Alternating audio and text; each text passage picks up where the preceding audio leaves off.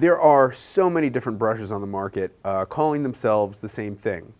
Sable brushes, synthetic brushes, bristle brushes. But what really goes into making a good bristle brush? That's what we're going to talk about today. A good bristle brush. What do I want? What am I looking for? So let's look at two different bristle brushes, okay? I have a inexpensive bristle brush here, who shall remain nameless, and a higher end brush here, the Imperial bristle brush.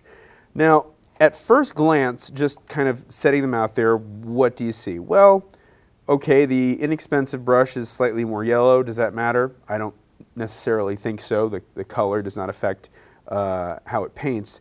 However, I will say that when you look at the filling, meaning the hairs itself, you can just see that there's a really just a beefier amount of hair on the higher end bristle brush, which is important. Why is that important? Well, you're using a bristle brush for a number of reasons. You want spring and resiliency. It has to be able to stand up to a rough texture like a canvas, okay? A lot of times bristle brushes are used for impasto techniques. They have to power through oils. These are really ideal, bristle brushes are really ideal for oil painting techniques. And you'll also find that with a quality bristle brush, if you clean them properly, they will get softer and more attuned to you with time. They kind of get seasoned, if you will, the more you use it. The other thing that you want to look at is the quality of the brush. And I will say that this is a very light brush compared to the Imperial. The wood is probably not as dense. And I can also tell you, I don't know if you can see this, when the brushes are made, the hair is glued into the ferrule, and then there's this part here called the crimp. Now you can see that this is a very tight crimp on the Imperial bristle brush, right? And it's smooth to my finger when I roll it across. Now here, the crimp is not quite as deep. I don't know, are you picking that? So hopefully you can see that there's like this curvature because the crimp is so tight. And here it's just not as deep. And I will also say that my finger kind of gets caught on the ridge there. It's just not as tight. Is that a deal breaker? Not necessarily, but I will say that the tighter and firmer it was put together, the more resilient it should be, especially when you think about putting these brushes in something like thinner. You want to keep all that solvent out from the interior of this, so keeping those things sealed is important. So to the eye, it might not matter. It might not be loose. You know, we've all probably picked up a brush and the ferrule's loose. That's a completely different story. This ferrule's on there very tightly and nicely, but if I stick this in solvent, will the solvent start to seep through? You want an interlocking bristle, okay? That refers to how the hairs, when you push down, sort of curve in on themselves rather than splay out, okay? So with our Imperial brush, you can kind of see how it has this curvature to it? It's kind of holding it together, okay? Now I'm not using paint in this video because I'm trying to just get to some of these points quickly, but I think that you can get the idea. And then with our less expensive brush, you see how some of the hairs just kind of start flaying out, splaying out? It won't necessarily make as clean of a line. You can also see it's fanning outward rather than tucking inward. So let me just see if I can show you those both side by side.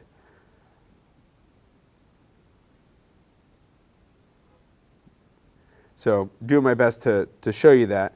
Now,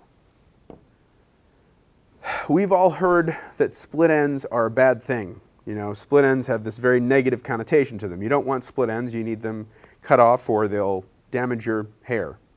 When it comes to your brush, you must demand split ends, believe it or not. Split ends are basically also known as kind of flagging, where literally the ends have been split. And why do you want that in a good bristle brush? Well, they simply help hold more paint and give you more control. Those little split hairs help kind of grasp onto the paint as you paint with them, so it's not a bad thing. Now, I will say that there is one common complaint where somebody says that their brush does this one thing, and that in their mind means it's a bad brush, and I want to just kind of clear this up. If you have a new brush, especially a natural hair brush, and there are a few loose hairs, you'll see that you go and you paint and there's a loose hair in your paint. That is not necessarily the sign of a bad brush. Now, whenever you get a brand new brush, again, especially a natural hair brush, you need to prime it before you paint with it. Because just in the natural process of making a bristle brush, there are loose hairs that don't get glued down properly and crimped down properly. So all you have to do is put it in a little bit of water and just sort of work those hairs out. That could happen in an expensive brush or an inexpensive brush. What makes it a problem is if it continues to do that. That, after you've kind of prepped it, if the hairs continue to fall out, then that's the sign of a poor quality brush. So hopefully that makes sense. We talked about spring and resilience. Resilience had to do with that, you know, how many times can it go across a rough canvas. The spring, however, has to do with how it kind of, I guess you can kind of say bounces, how it applies to the paint to a canvas. Now, with an inexpensive brush, what you'll find is that the bend, you see how when I push down, the bend happens closer to the ferrule, all right? Now, you don't want that. You would want the bend to be a little bit higher up. So if we go back to this imperial brush, you can see the bend happens more towards the halfway point rather than closer to the ferrule. Why is that a problem or a big deal? You want to keep paint away from the ferrule as much as possible. And the more the hair bends in, the more likelihood of not only your brush touching the paint, but maybe even, you know, without a properly trained hand or enough experience, might even drag your ferrule right through the paint while you're trying to paint it. But when the hair bends like this, it's not a bouncy response. It's kind of a bit of a floppy response. And it will get paint in here. Now, what happens when paint gets in there? It can not easily come out, meaning you can clean it really well and it gets kind of lodged in there, and then next thing you know it dries in there, and then next thing you know those interlocking bristles that are doing such a good job of holding that shape together so it comes in a nice form-fitting shape when you pull it across, starts to split because there's something in there that shouldn't be. So we want to keep paint away from the ferrule hair line, and having a good stiff chunking bristle hair. Now you want to look for that term, chunking. The imperial bristle is a chunking hair, high quality hog bristle hair that you want to look for. And then of course, on top of that, the filament, just how much hair is in there, will also play into that as well. Okay? When you're using a bristle brush, the other thing, along with being able to power through your paints, doing impasto techniques, is they're really great at brush stroke retention. So if you want to see the brush strokes in your art, which is something that many artists do want, especially artists that are using this in place of like a sable brush per se, bristle brush, especially a high quality bristle brush, will give you those brush strokes because they are designed to do so. And the higher quality of the brush, the better the brush stroke retention will be.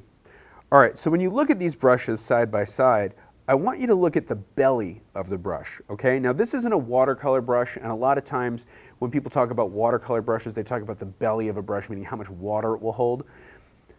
With bristle brushes, you still want it to have a bit of a belly to it, even though it won't work the same way in terms of like soaking up all that water and then dispersing it on a piece of paper. But the belly is more about how much hair has gone into it. So you can see that with the imperial bristle, chunking bristle brush, it's got a lot more of that chunking hair in it than the less expensive brush, which means it will give you a better response, more spring, more resilience, and it will power through more paint. Now, we've all been trained that split ends are a bad thing. We've heard it from our, well, barbers or stylists, what have you. You don't want split ends, it's bad for your hair.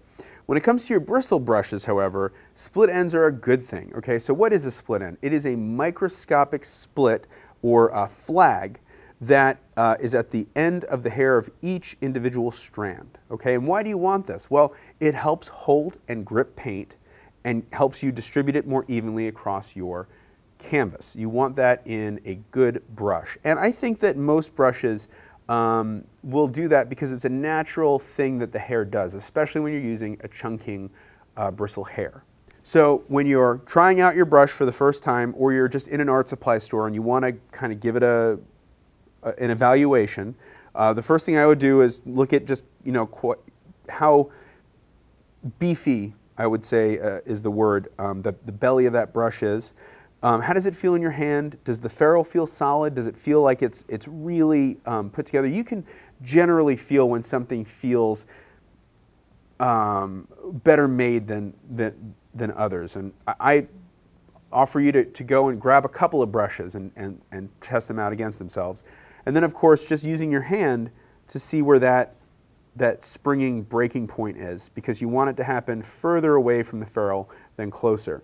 And these are good little tests that you can do in store that will let you know ahead of time whether or not it's a quality product if you are not sure. And of course, if you're in one of our local Jerry's Autorama retail stores, be sure to talk to an associate. They can definitely help you with anything that you might need.